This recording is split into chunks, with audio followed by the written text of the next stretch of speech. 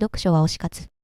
魔王軍の6将軍の一人だった獣王が今は医師として世界各地のモンスターを治療していたのです。戦争をし主君である魔王を倒した人間を憎んでいたはずのガロンがなぜ医者になったのか。教官ブロドはかなりのスパルタで冒険者でもついていけないのですが、それに食らいつくルシエルはいつしかド M ゾンビと呼ばれるようになりました。本人は嫌がっていますが、本作は自分の強さに全く気づかない無自覚最強家の主人公ロイドの物語、周りの人々を巻き込んで起こす騒動を描いたコメディ色の強いファンタジー作品です。2025年10月からはサンライズ制作によるアニメ化も控えています。今まさに注目の異世界ファンタジー作品です。フリーアトリエセイへようこそ、セイです。今回ご紹介するのは異世界少年漫画4選第3弾、異世界を舞台にした少年漫画を4作品、あらすじやおすすめポイントとともに紹介していきます。1作目は獣王と薬草。漫画家は坂野朝日先生、原作者は本田達和先生、キャラクター提案は桃父先生です。出版社は小学館で、最新6巻は2025年7月11日に発売予定です。2025年6月最近読んだ本の動画でも軽く触れましたが、今回改めてご紹介します。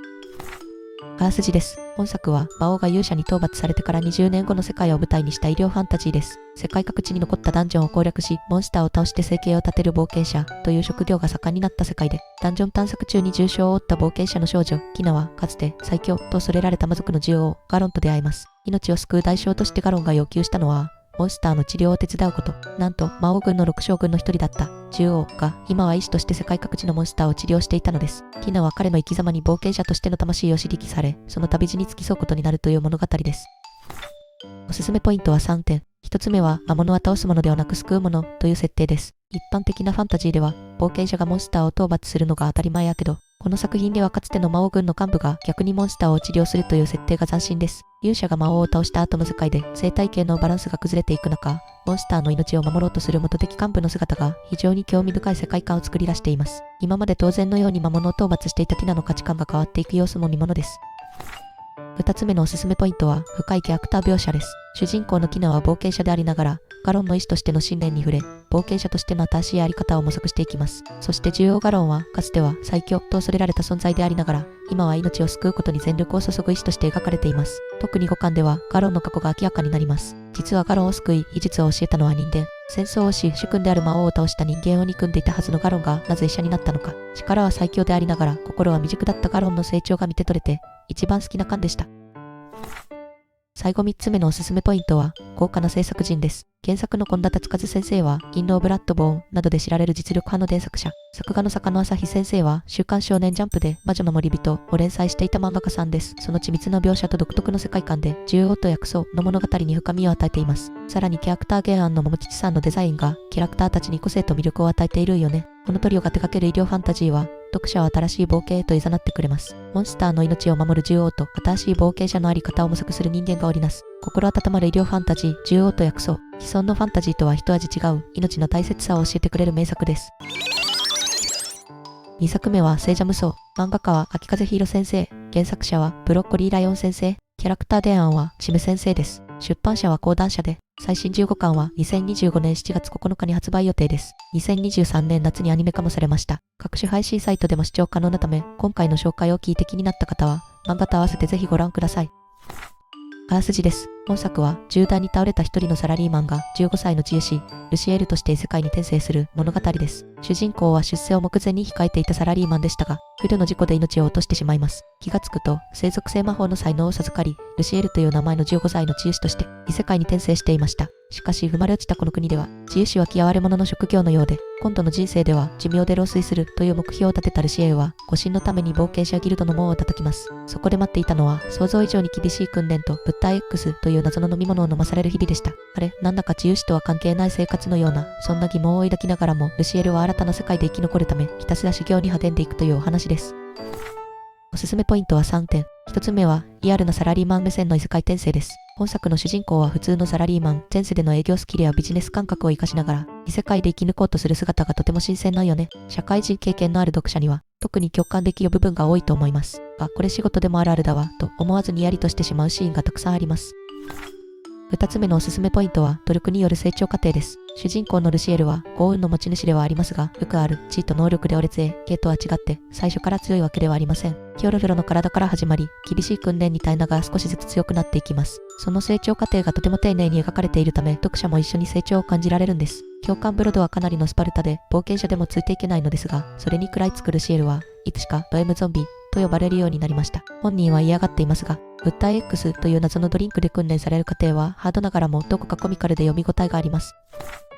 最後3つ目のおすすめポイントは銃士としての活躍です。冒険者ギルドで出会うブロドやグルガーといった仲間たちとの絆が物語の大きな魅力の一つ。最初は厳しい指導者だった彼らがルシエルの努力を認めて信頼関係を築いていく過程がとても温かく描かれています。獲得重視や従事への差別が横行する異世界で変わり者ルシエルが若干惹かれながらも修行を続け、治癒士としても活躍していく様子は必見。単なる個人の成長物語を超えた社会問題への取り組みも描かれています。異世界転生ものが好きな方はもちろん、お仕事系の要素も含んだ成長物語として幅広い層に楽しんでもらえる作品です。サラリーマンならではの視点で描かれる異世界冒険譚をぜひチェックしてみてください。3作目は、例えばラストダンジョン前の村の少年が序盤の町で暮らすような物語。漫画家は布施町はじめ先生、原作者は佐藤俊夫先生、キャラクター伝案は綿貫直先生です。出版社はスクエアエニックスで、2023年10月に12巻で完結済みです。2021年1月から3月にかけてアニメ化もされ、2022年にはスマートフォン向けゲームアプリもリリースされました。長いタイトルやから略称はラスダンって呼ばれてるよね。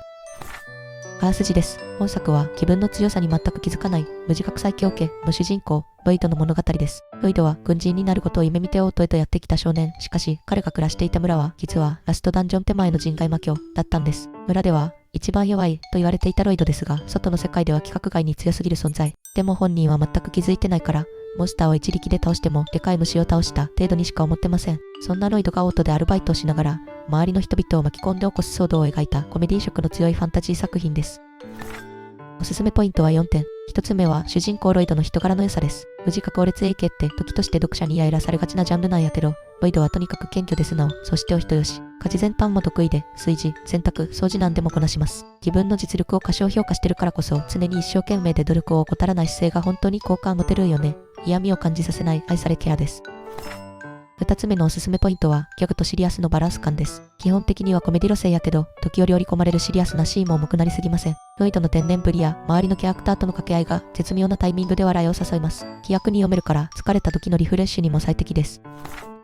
3つ目のおすすめポイントは、魅力的なサブキャラクターたちです。ロイドを取り巻く人々がみんな個性豊か。特にロイドが下宿する家の魔女マリーが好きです。王女でありながら魔女をしている変わり者なんですが、ツッコミ役として重要な人物です。ロイドや師匠に振り回されっぱなしな姿がたまに不憫すぎてかわいそうになりますが。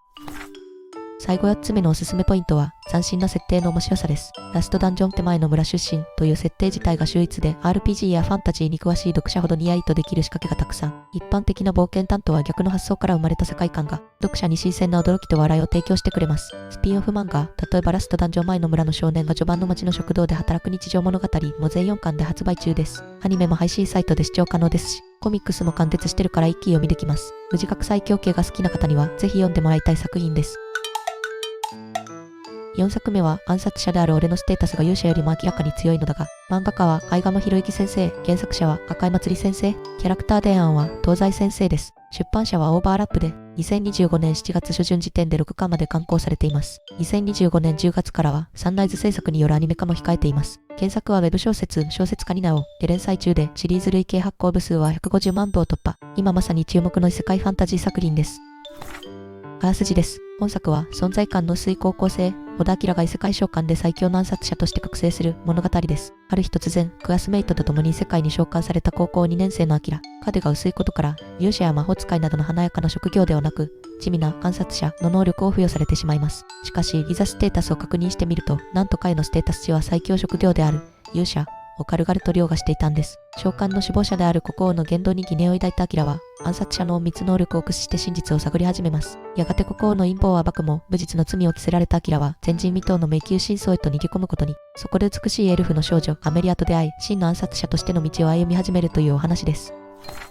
おすすめポイントは4点。1つ目は、影の薄い主人公の成長です。小田明は、クラスでも存在感が薄く、他人に興味がないごく普通の高校生でした。しかし、異世界に召喚されたことで、隠されていた驚異的なステータスが明らかになります。最初は戸惑いながらも、持ち前の冷静さと判断力で、数々の困難を乗り越えていく姿が魅力的やね。地味だった少年が真の強さを手に入れて、成長していく過程が丁寧に描かれています。2つ目のおすすめポイントは、王道を覆す展開です。異世界召喚者といえば、勇者として魔王討伐に向かうのが定番ですが、本作では召喚した国王側に問題があるという設定、アキラが国王の書斎に忍び込んで真実を知るシーンから、物語は一気に緊迫感を増していきます。ご都合主義ではない展開も待っており、そこで一気に引き込まれました。勇者として魔王を倒せという建前の裏に隠された陰謀、王道を知っているからこそ楽しめる、裏切りの展開が読者をドキドキさせます。3つ目のおすすめポイントは、勇者などクラスメイトたちの動きです。最初は国王を一派に操られてアキラと敵対するクラスメイトたちですが、勇者を含め何人かは正気を取り戻し、アキラを追って城を出ます。異世界召喚者って主人公と敵対するクラスメイトの性格がとことん悪く描かれがちなんやけど、本作はクラスメイトたちの性格がいいところが魅力的です。普通の現代の高校生たちが異世界に行ったからって急に性格が変わるわけないよね。現代的な感覚を残している様子が丁寧に描かれていて、ストレスなく読み進められるのが嬉しいポイントです。